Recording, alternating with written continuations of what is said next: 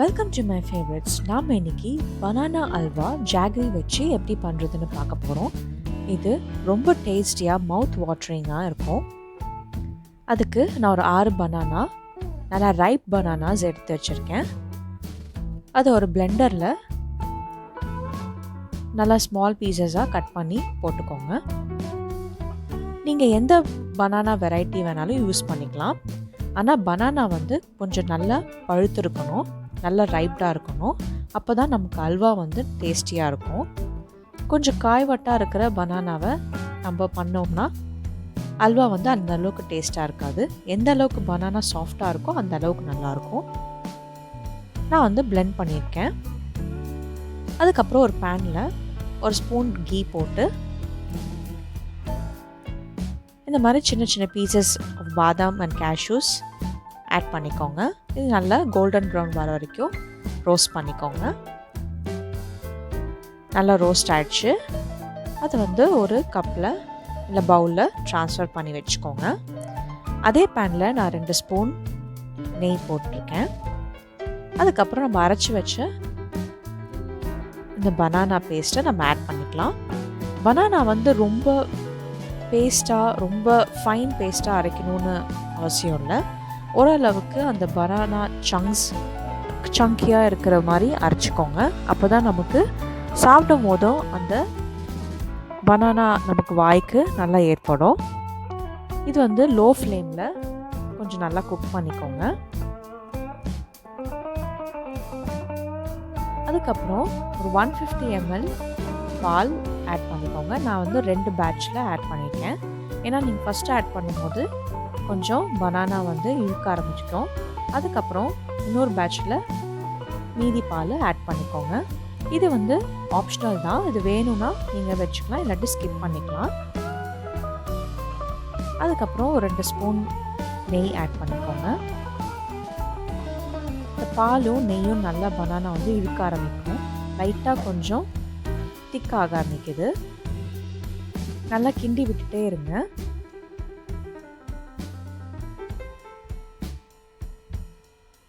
ஒரு 5 மினிட்ஸ் கழிச்சு நம்ம ஜாகரி, அதாவது பவுடர் ஜாகரி ஆட் பண்ணிக்கோங்க.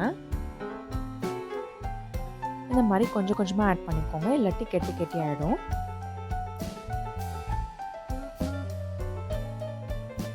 இந்த மாதிரி ஃபுல்லாக ஆட் பண்ணிட்டு நல்லா கலந்து விட்டுக்கோங்க. இது வந்து நம்ம நல்லா இந்த அல்வா கன்சிஸ்டன்சி வர வரைக்கும் நல்லா கிண்டி விட்டுட்டே இருக்கணும். அதுக்கப்புறம் ஒரு 5 மினிட்ஸ் கழிச்சு பார்த்தீங்கன்னா கொஞ்சம் திக்க ஆரம்பிக்கும்.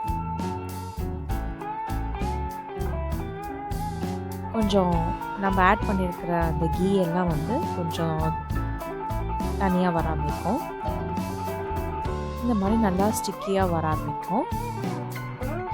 இந்த டைமில் மறுபடியும் 2 ஸ்பூன் கீ ஆட் பண்ணிக்கோங்க.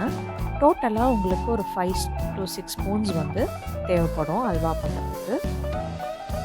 அதுக்கப்புறம் நம்ம cardamom சீட்ஸ் இந்த மாதிரி க்ரஷ் பண்ணி ஆட் பண்ணிக்கலாம். பவுடர் பண்ணி கூட நீங்கள் ஆட் பண்ணிக்கலாம்.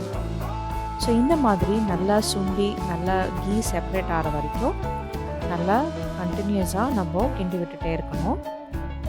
இந்த கன்சிஸ்டன்சி வந்த பிறகு இந்த ரோஸ்ட் பண்ணி வச்சுருக்க நட்ஸை ஆட் பண்ணியிருக்கேன். கொஞ்சம் நட்ஸை நான் ரிசர்வ் பண்ணிக்கலாம் டெக்கரேஷனுக்கு.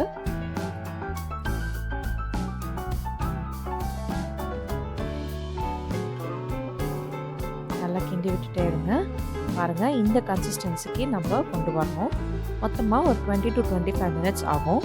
அதுக்கு மேலே நீங்கள் வச்சு பண்ணிங்கன்னா ரொம்ப ரப்பர் மாதிரி ஆகிடும், நல்லா இருக்காது. ஒருவேளை அந்த கன்சிஸ்டன்சி உங்களுக்கு பிடிச்சதுன்னா இன்னும் கொஞ்சம் நேரம் கூட நீங்கள் வச்சுக்கலாம். ஏன்னா கூல் ஆகும்போது இன்னும் கொஞ்சம் ஹார்ட் ஆக ஆரம்பிக்கும். ஸோ நல்லா கூல் பண்ணி விட்டுக்கோங்க. அதுக்கப்புறம் ஒரு பேனில் இந்த மாதிரி ட்ராப்ஸ் ஆஃப் கீஸ் போட்டு நல்லா க்ரீஸ் பண்ணிக்கோங்க. அதுக்கப்புறம் நம்ம கொஞ்சம் ரோஸ்டட் நட்ஸ் எடுத்து வச்சுருக்கோம் இல்லையா, அது வந்து ஆட் பண்ணிக்கிறேன். அதுக்கப்புறம் நம்ம கூலான அல்வா ஓரளவுக்கு கொஞ்சம் பாதி சூட்டில் இருக்கும்போது அந்த பவுலில் ஆட் பண்ணி நல்லா செட் பண்ணிக்கோங்க. ஒரு 1 hour வந்து இது ஆகும் செட் ஆகிறதுக்கு. பாருங்கள் நல்லா திக் ஆகிடுச்சு. இதை வந்து ஒரு பிளேட்டில் இல்லை ஒரு ட்ரேயில் நம்ம ட்ரான்ஸ்ஃபர் பண்ணிக்கலாம். நல்லா ஒட்டாமல் சூப்பராக வந்திருக்கு பாருங்கள்.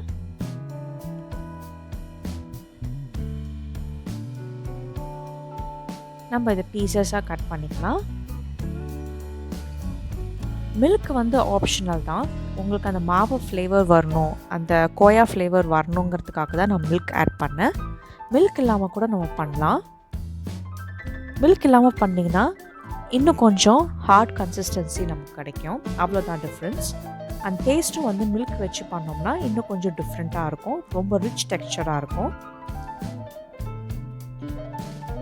அவ்வளோதாங்க, நம்ம அல்வா ரெடி ஆகிடுச்சு. இதை வந்து நீங்கள் ரெஃப்ரிஜரேட் பண்ணிக்கலாம். ஒரு 5 days வரைக்கும் ரொம்ப நல்லாவே இருக்கும். என்னோடய ரெசிபீஸ் நீங்கள் பார்க்கணும்னு நினச்சிங்கன்னா மறக்காமல் என் சேனலை சப்ஸ்கிரைப் பண்ணுங்கள். பெல் பட்டனையும் அழைத்திருங்க. தேங்க்யூ.